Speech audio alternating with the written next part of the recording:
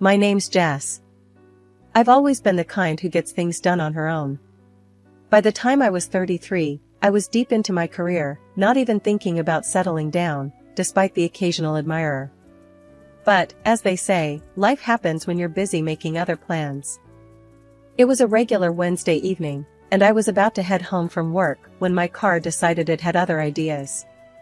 There I was, stranded in the office parking lot, hood up, hands on my hips, cursing under my breath at the smoking engine.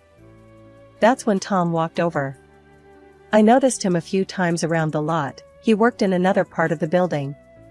Tall, with a kind of quiet confidence about him, he had that look that said he could handle just about anything. "Car trouble?" he asked, an eyebrow raised as he approached. "You could say that," I replied, trying not to show my frustration. "It just started making this awful noise, and then smoke everywhere." Tom chuckled, which normally would tick me off, but there was something genuine about it that kept me calm. "Mind if I take a look?" "Be my guest." I gestured towards the open hood. "I'm Jess, by the way." "Tom," he said, extending a grease-free hand, surprisingly. "Let's see what's going on with this old beast." He poked around for a minute, then straightened up, wiping his hands. "It's your alternator, I'd bet my last dollar on it. You're not going anywhere tonight unless you get it towed." "Great, just my luck." "Fantastic," I sighed. "Thanks for the diagnosis." Tom laughed again, pulling out his phone. "I've got a buddy who owns a shop not too far from here. Let me call him and see if he can help us out." While he talked on the phone, I couldn't help but notice how easy it was to just stand there with him. It wasn't like me to feel comfortable with a stranger so quickly. "All right, he can tow your car tonight, and he'll look at it first thing tomorrow. I can give you a lift home if you need," Tom offered after he hung up. I hesitated for a moment. Mom always said not to get in cars with strangers, but then again, I wasn't exactly a kid anymore. "Sure, that'd be great. Thanks, Tom." "No problem. Just trying to be helpful," he said with a smile. "Besides, it's not every day I get to rescue a damsel in distress." "Whoa there, cowboy." I shot back playfully, "I'm no damsel, and I'm not in distress. I just have a stubborn car." "Noted." Tom grinned as we walked to his car. Stubborn car, tough owner. The drive was short but filled with easy conversation. We talked about work, our favorite places to eat around town, and some of the crazy experiences we had at our jobs. It was refreshing to talk to someone so normal. When he dropped me off at my apartment, he handed me a business card. "In case you need a ride to the shop tomorrow, or if your car gives you more grief." I took the card, a small smile playing on my lips. "Thanks, Tom. Maybe I'll call you, and not just for car troubles." He winked as he drove off, leaving me there with a weird feeling in my stomach. Excitement? Maybe. For the first time in a long while, I was actually looking forward to what tomorrow might bring. After Tom and I met, things moved pretty fast in a good way. He was open right from the start, which I respected a lot. But as we got closer, he started to share more about his family dynamics, and it wasn't the pretty picture I was used to growing up with. Tom's older brother, Mike, had always been the golden boy in the eyes of their parents, especially their mom, Linda. According to Tom, Linda doted on Mike, always talking him up as the smartest and most successful. Mike got more attention, more praise, and yeah, more of everything else too. Tom seemed to have made his peace with being the second fiddle, but for someone like me, who came from a family where love and fairness were a big deal, it was hard to swallow. I remember telling Tom, "It's not right, you know. You're just as great as anyone, Mike included." Tom just shrugged, a little uncomfortable. "That's just how it is, Jess. I've dealt with it. Let's not make waves, okay?" The first time I met Linda, it was clear she wasn't thrilled about me. It wasn't anything she said outright, it was more the way she talked about Mike in front of us, barely acknowledging Tom's achievements. "Mike just got promoted again. Can you believe it? We're so proud," she'd gush, while Tom just nodded along. Despite all that, I still tried to make a connection, but it felt like hitting a brick wall. Eventually, I realized maybe Tom and I were better off without trying so hard to win them over. 2 years down the line, Tom and I decided to tie the knot. It wasn't a big affair, just something small, with a few close friends and family. Mike, surprisingly, was genuinely happy for us, which was more than I could say for Linda and her husband.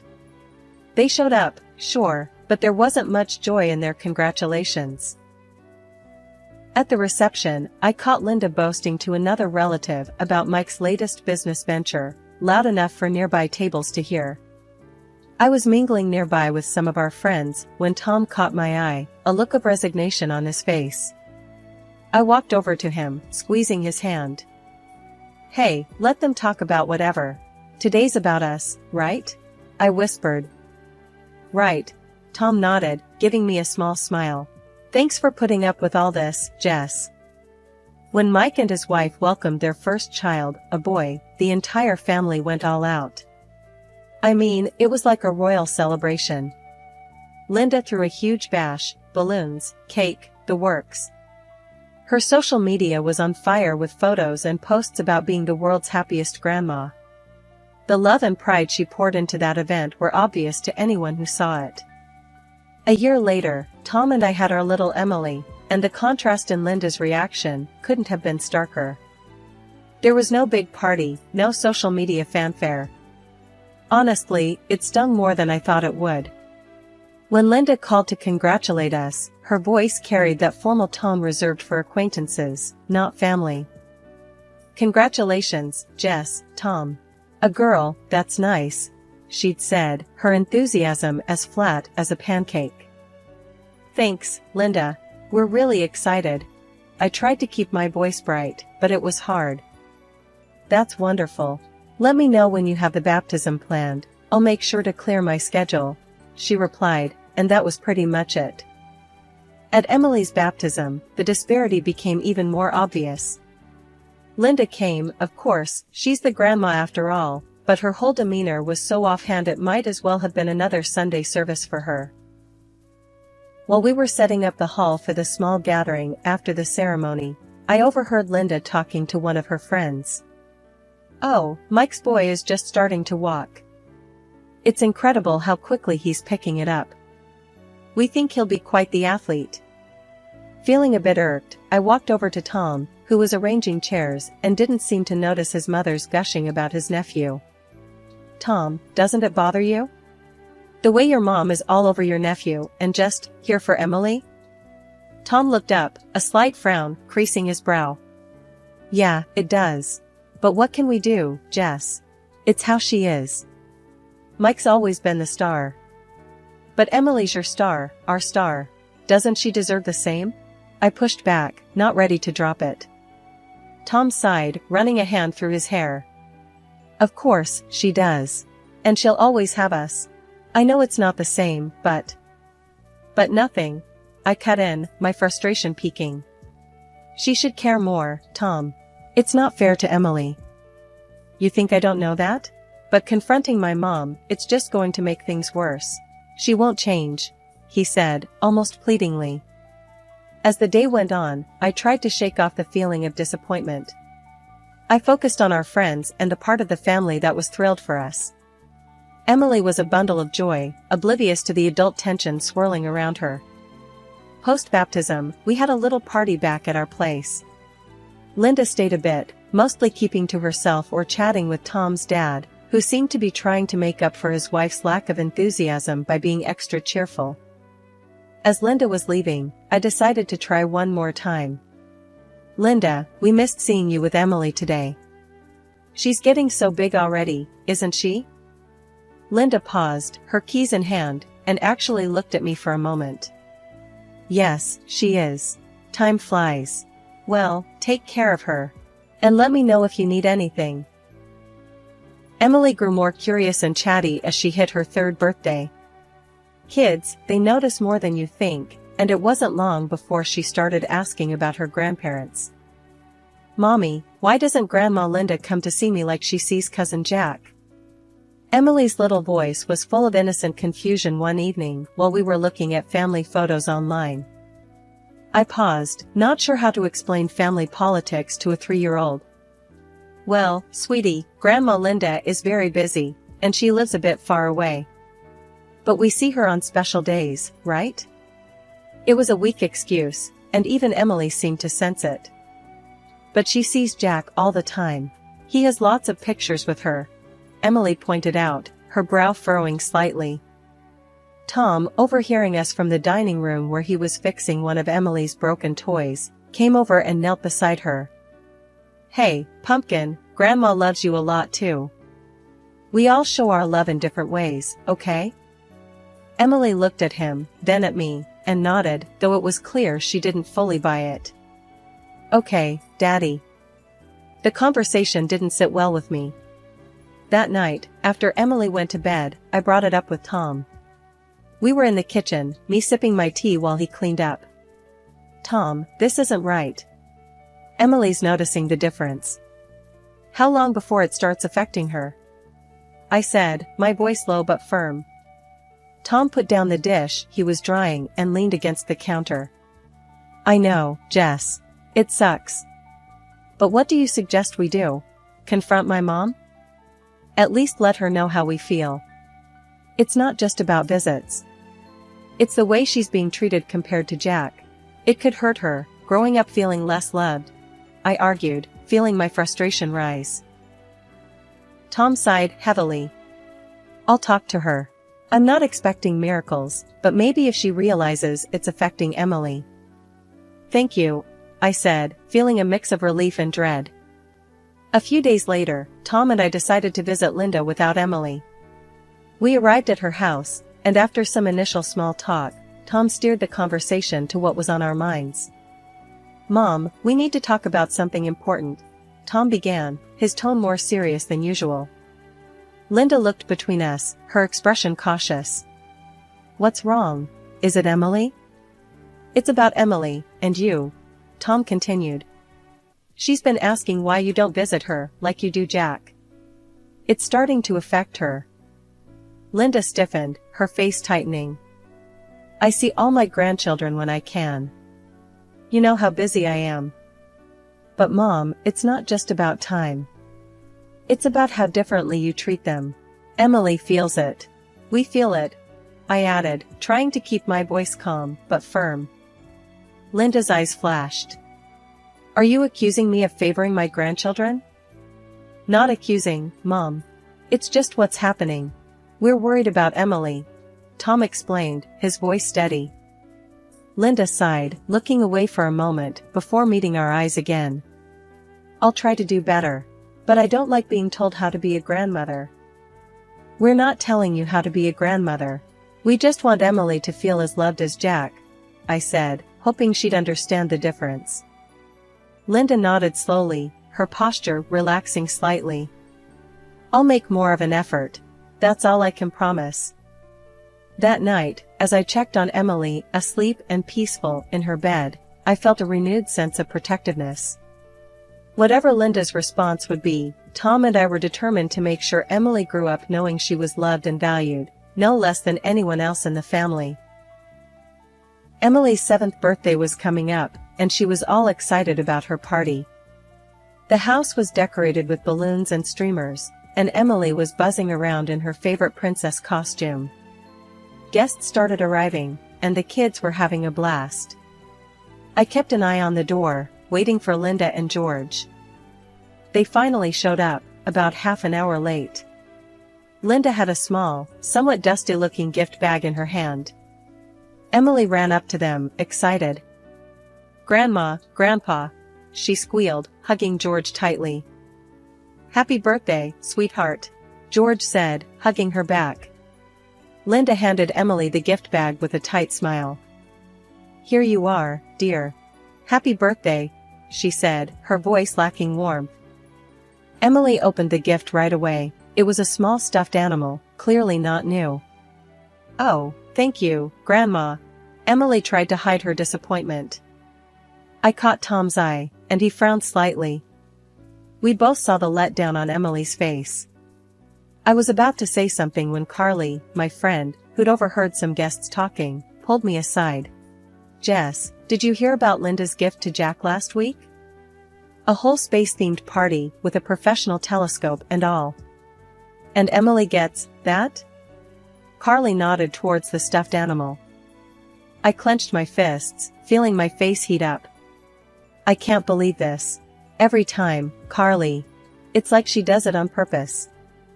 The party continued with lots of guests and relatives mingling and enjoying the day. Suddenly, I noticed Emily wasn't around. I found her crying in one of the rooms. Sweetie, what happened? I asked, kneeling beside her. Mommy, Cousin Jack said I'm a second-class person and I need to wash up before I can play with him, she sobbed, wiping her tears with the back of her hand. I felt a surge of anger. He said what? I stood up, stormed into the living room, and pulled Tom aside. Tom, Jack is bullying Emily. He just told her she's second class. Tom's face turned red with anger. What? I'll sort this out. He immediately went to find his brother, Mike. Mike was taken aback. I don't understand, Tom. Jack's just a kid. Where'd he get that idea? Nearby, Jack, unaware of the grown-up tensions, casually mentioned, Grandma said not to play with Emily. She told me. Silence fell over the room. Everyone turned to look at Linda, who was visibly embarrassed. This is unacceptable, Linda. You need to apologize, one of the guests said out loud. Others murmured in agreement.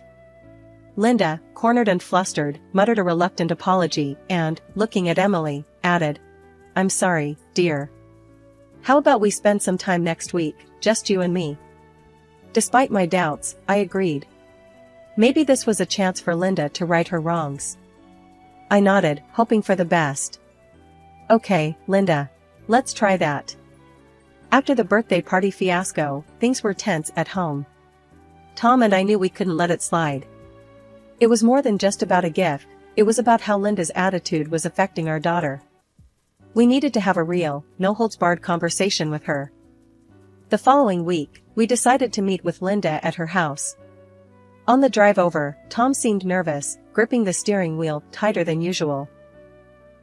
You okay? I asked, touching his arm gently. Yeah, just not looking forward to this talk. But it's got to be done, for Emily, he replied, his voice steady but strained. We arrived and found Linda in her garden, pruning some bushes. She looked up, wiping sweat from her brow with a dirty glove. Tom, Jess, what brings you here? Something wrong? Linda's voice was cautious, a hint of defensiveness already lacing her tone. We need to talk, Mom. About what happened at Emily's party, Tom said, getting straight to the point. Linda sighed, setting down her gardening shears. I thought this might be coming. Let's go inside. Once in the living room, I decided to kick things off. Linda, what Jack said at the party, and your behavior, it's hurting Emily. She feels less loved, and that's not okay. Linda crossed her arms, her back straightening. I already apologized for that. Jack's words were unfortunate, but kids say things without meaning them. It's more than just Jack, Linda. It's about how you treat her differently from her cousin. It sends a message, not just to the kids but to everyone. I pressed, trying to keep my voice calm but firm. Linda looked away, then back at us. I do the best I can. I've always favored boys, it's just how I was raised. But I love all my grandchildren. But your actions don't show that, Linda. Actions speak louder than words, Tom interjected, his tone more forceful than I'd heard in a long time. There was a pause, heavy with tension, before Linda finally spoke, her voice softer, almost vulnerable. Maybe I've been wrong. It's hard for me to admit, but perhaps I haven't been fair to Emily. Tom and I exchanged a quick glance, surprised by her admission. I don't know how to fix this overnight, but I'm willing to try. For Emily, Linda continued, her eyes meeting mine, then Tom's. We appreciate that, Linda. Maybe start by spending some quality time with Emily. Just the two of you, I suggested, hoping to bridge the gap. Linda nodded. I'd like that. I'll call and set something up. A day at the zoo, perhaps? She likes animals, doesn't she? She does. I smiled, feeling a glimmer of hope. It was supposed to be a fresh start. Linda had promised to spend the whole day with Emily, just the two of them, which I thought was a great step towards mending their relationship. So, you can imagine my surprise when I saw her grandson, Jack, climbing into the car with them. Linda, I thought today was about you and Emily spending time together, I said, a bit confused as we stood by her car. I know, Jess, but I thought it would be good for them to have some time together too, to reconcile and fix things from the birthday party, Linda replied, sounding like she had the best intentions. Although hesitant, I didn't want to argue in front of the kids. Alright, just make sure Emily has a good time too, I said, and gave Emily a little hug and a kiss. You got your phone, sweetie. Call me if you need anything, okay? I will, Mommy, Emily said, a bit uncertain, but trying to be brave as she climbed into the car. I watched them drive off, feeling a mix of emotions, but hoping for the best. Several hours later, my phone rang. It was Emily, and she was crying. Mommy, I'm so cold and I'm scared. She sobbed into the phone, her voice quivering. Baby, where are you? Why are you cold? It's warm outside, I said, my heart starting to race with worry. I'm at the ice rink, Mommy. Grandma went somewhere with Jack. I don't know where they are, she cried, and my worry turned into anger. The ice rink? Emily, why are you at an ice rink? Did Grandma not tell you where she was going? She said we were going for a walk, and then we came here. I didn't bring my jacket, Mommy. It's so cold, she continued, her voice shaking. Okay, sweetheart, find someone who works there, maybe at the desk or a coach, and give them the phone, I instructed, trying to keep my voice calm for her sake. A few minutes later, a man came on the line. Hello, I'm the skating instructor here. Your daughter was left unsupervised. We're keeping her safe and warm here with us. Thank you. I'm on my way, I'll be there as fast as I can, I replied, my voice firm but my mind reeling with frustration and anger. As I drove to the rink, my thoughts were a whirlwind. Why would Linda think it was okay to leave Emily at an ice rink alone? And where had she gone with Jack that was so important? When I reached the skating rink, Emily was safe, thankfully, but the scene was a mess. The rink staff had already called the police and the custody service due to the nature of the situation. My heart was pounding as I explained everything to the officers, detailing how Linda had irresponsibly left Emily alone and in an inappropriate environment. The grandma brought them here, skated for a bit, and then just took off with the boy when he fell, the skating instructor told the police, shaking his head. The little girl was shivering in her t-shirt and shorts. I was furious, listening to him. She's just a child, how could someone think she'd be okay alone in such a place? I said, my voice cracking with emotion as I gave my statement. The police took everything seriously. They confirmed with the mall security that Linda had been there with the kids for about an hour before rushing off, leaving Emily behind. The more they learned, the angrier I felt. I called Linda right there, needing answers. Linda, what were you thinking? Emily could have been seriously hurt. Jack was hurt, he needed me. Emily was fine when I left, Linda responded, her tone dismissive as if it was a minor oversight. Fine? You left her alone, Linda. She was freezing and terrified. I snapped back, hardly believing her lack of concern. After hanging up with Linda, I called Tom to tell him everything. He was livid, beyond upset. This is unforgivable, Jess. I'm going to make sure this gets handled properly, he said, his voice firm and resolute. The fallout was immediate and severe. The police conducted a thorough investigation, and Linda was fined heavily. Due to the circumstances, she was also barred from any unsupervised visits with Emily. When Tom's brother, Mike, heard about what had happened, he and his wife were appalled and pulled back from Linda, condemning her actions outright. Tom's dad, George, also got involved, upset about the entire situation. "I'm sorry, Tom. I should have stepped in sooner. I followed her lead for too long," he confessed one evening over the phone. He even mentioned that this strain had pushed him to consider a divorce, unable to align with Linda's actions and attitudes any longer. It seemed the whole family dynamic was unraveling because of this incident. Through all this, my resolve only strengthened. Watching how everything unfolded made it clear to me that as a parent, my first and most important job was to protect Emily. I promised myself and her that I'd always be her advocate and shield, no matter what.